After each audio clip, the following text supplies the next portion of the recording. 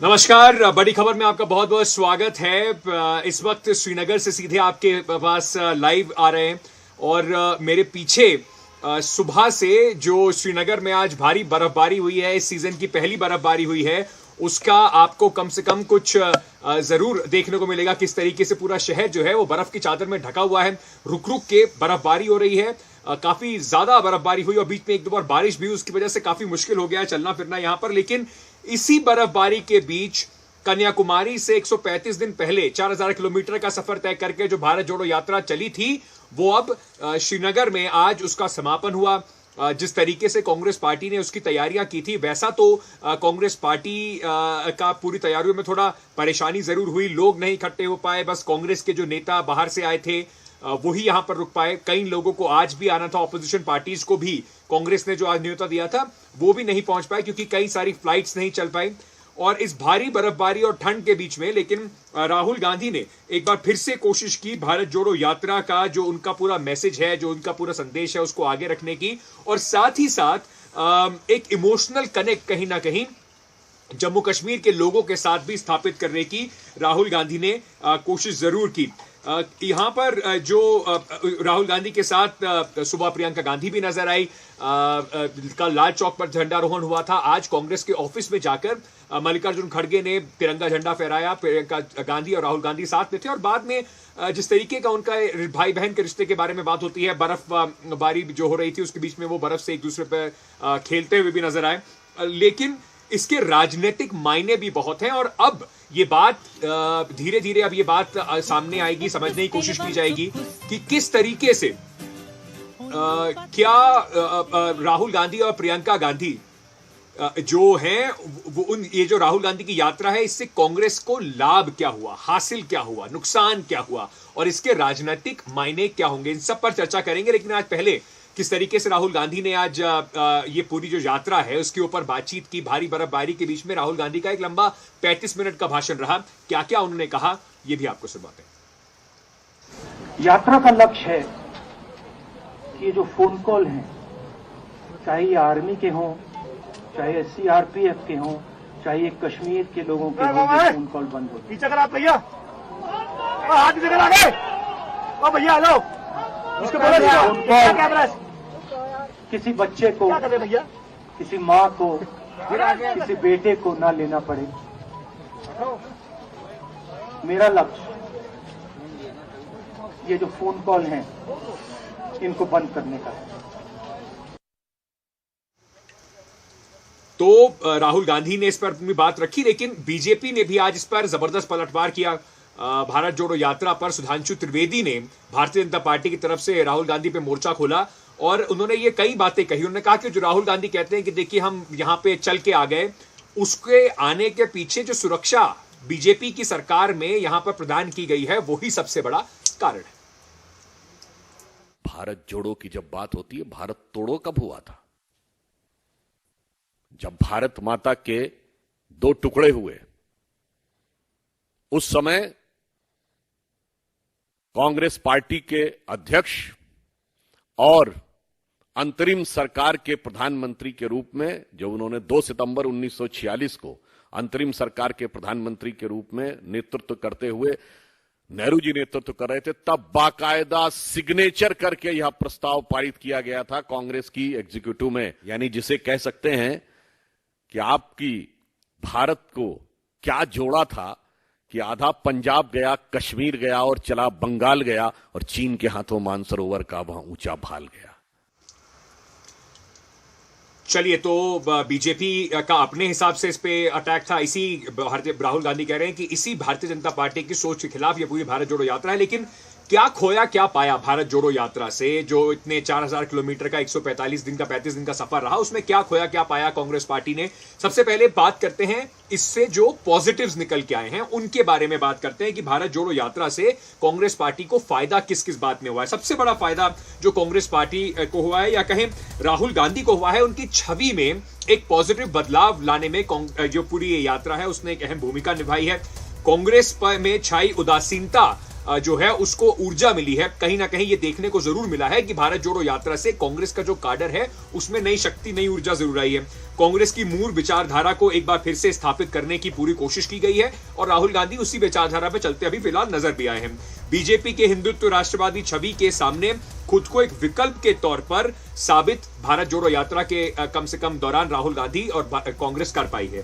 साथ ही साथ पार्टी के चेहरे के रूप में मल्लिकार्जुन खड़गे हो सकता है पार्टी के अध्यक्ष हो, और बार बार ये बातें उठती रही, जब हार हुई जीत हुई राहुल गांधी ने छोड़ा कि प्रियंका गांधी को ले आए, किसको ले आए, सचिन पायलट को ले आए। लेकिन ये बात इस यात्रा ने स्थापित कर दी है कि चेहरे के तौर पर राहुल गांधी ही सबसे बड़े नेता हैं और शायद उन्हीं के चेहरे पर कांग्रेस आगे अपनी चुनावी लड़ाइयां लड़ेगी।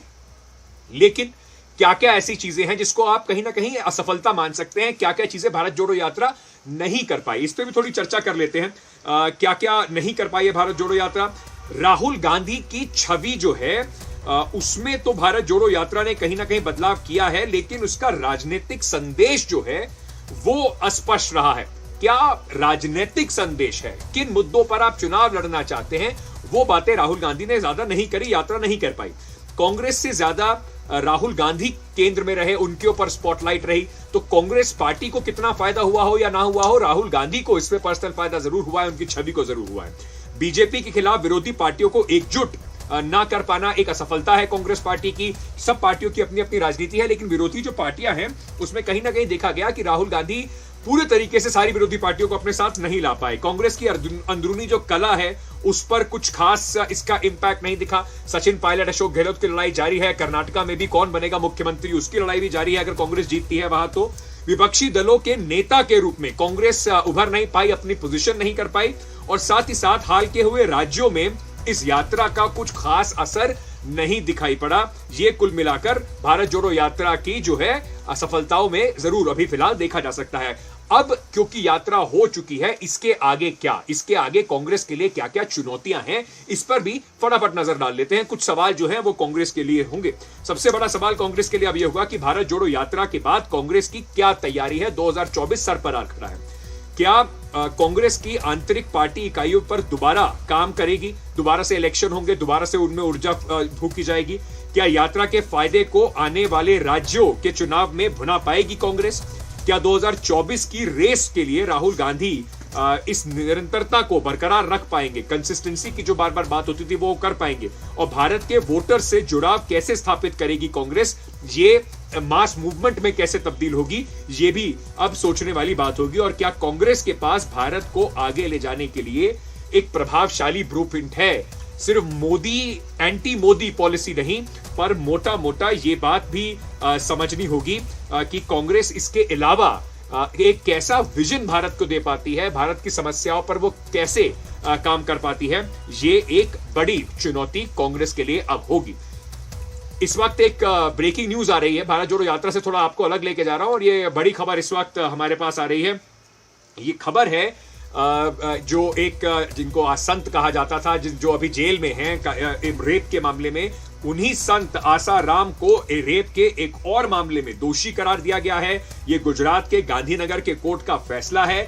इससे पहले 2018 में भी रेप के मामले में एक अन्य केस में जोधपुर कोर्ट ने आसाराम को सजा सुनाई थी, और वो अभी जोधपुर जेल में बंद हैं। ये व्यक्ति अपने आप को संत महात्मा कहते हैं, और एक बार फिर से एक बलात्कार के केस में इनके ऊपर सजा सुनाई गई है। गांधीनगर गुजरात के एक कोर्ट ने आसाराम को, जो अपने आप को आसाराम बापू के नाम से जाना करते थे, लोगों के बीच में जाया करते थे, उनको रेप का दोषी माना है।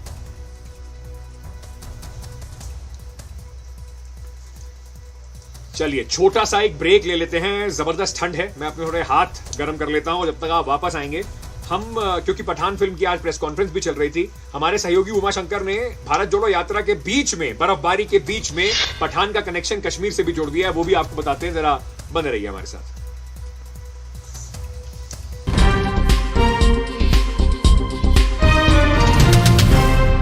एक बार फिर से स्वागत है आपका बड़ी खबर में। पठान फिल्म की बात कर रहे थे, क्योंकि फिल्म जो है उसने अब दावे किए जा रहे हैं 500 करोड़ का बिजनेस कर लिया है। इस साल की सबसे बड़ी, इस साल की क्या फिल्म इंडस्ट्री में अब तक की सबसे बड़ी हिट इसको माना जा रहा है, और शाहरुख खान की करियर की सबसे बड़ी खबर फिल्म के तौर पर इसको अब देखा जा रहा है। 4 साल बाद शाहरुख खान की वापसी हुई। इस अवसर पर आज शाहरुख खान और पूरी कास्ट ने प्रेस कॉन्फ्रेंस भी की, लेकिन क्योंकि हम श्रीनगर में हैं तो आपको श्रीनगर से जुड़ी हुई खबर बताते हैं। श्रीनगर में जैसा आपको पता होगा बहुत सालों बाद फिल्म हॉल भी खुले, यहां पर बड़े सालों तक पाबंदी थी, खुल नहीं पाए थे। तो वहां हमारे सहयोगी जो श्रीनगर का फिल्म हॉल है वहां पर हमारे सहयोगी उमाशंकर सिंह पहुंचे देखने के लिए कि कश्मीर में जो हालात हैं, बर्फ पड़ रही है, ठंड है, उसके बीच में पठान फिल्म को कैसा रिस्पॉन्स मिल रहा है। श्रीनगर में भारी बर्फबारी जारी है और इस वक्त मैं खड़ा हूं यहां के मल्टीप्लेक्स के सामने, आइनॉक्स। जी हां, ये श्रीनगर का सिनेमा हॉल है और सबसे बड़ी बात यह है कि यहां इस सिनेमा हॉल में अभी फिल्म लगी है वो जिसका नाम है पठान। हॉल में अभी फिल्म जो है वो चल रही है और अब से थोड़ी देर के बाद लोग यहाँ पर निकलने वाले हैं। हम उनसे बात करके जानने की कोशिश करेंगे कि आखिरकार पठान को लेके उनका ख्याल कैसा है, फिल्म देखने के बाद वो किस तरह का रिव्यू देते हैं। तो फिल्म का एक शो खत्म हुआ है, हमारे साथ बात करने के लिए एक शख्स है। आपका नाम? जहांगीर। तो आपने फिल्म देख ली? हाँ, हमने देखी फिल्म, अच्छी तरह से देखी हमने फिल्म। क्या अच्छा लगा? इसमें अच्छा लगा सब। खासकर हमें एक चीज़ अच्छा लगा इसमें, जो देशभक्ति का जो रोल शाहरुख खान ने किया। आपने पठान फिल्म देखी, जोश आया आपको, क्या अच्छा लगा फिल्म? बहुत अच्छा लगा, उसमें सब कुछ characters, all characters I like very much. खासकर हीरोइन पडकोन जो है उसने बहुत अच्छा काम किया है, बहुत अच्छा काम बहुत किया। मैंने उसका बहुत उन्होंने काम पसंद आईएसआई एजेंट की भूमिका निभाई है। हाँ, बहुत बहुत अच्छा, मुंबई से आके यहाँ पे आपने पठान देखी श्रीनगर में। जी। मुंबई में आपने शाहरुख खान को कभी देखा है? जी देखा है, बहुत बार देखा है, मन्नत में देखा है। तो यहाँ पे फिल्म देख के क्या लगा? जी बहुत बढ़िया लगा माशाल्लाह से। बॉम्बे से आए हैं हम लोग पठान बॉम्बे देखने। आप लोग यहाँ सैलानी के तौर पे आई पहले? सॉरी, घूमने के लिए, टूरिस्ट या और टूरिस्ट। यहाँ पे पठान देखने श्रीनगर पहुँच गए। जी। तो मुंबई से भी लोग आ रहे हैं, सैलानी आ रहे हैं यहाँ श्रीनगर, और श्रीनगर आकर पठान देखने पहुँच रहे हैं।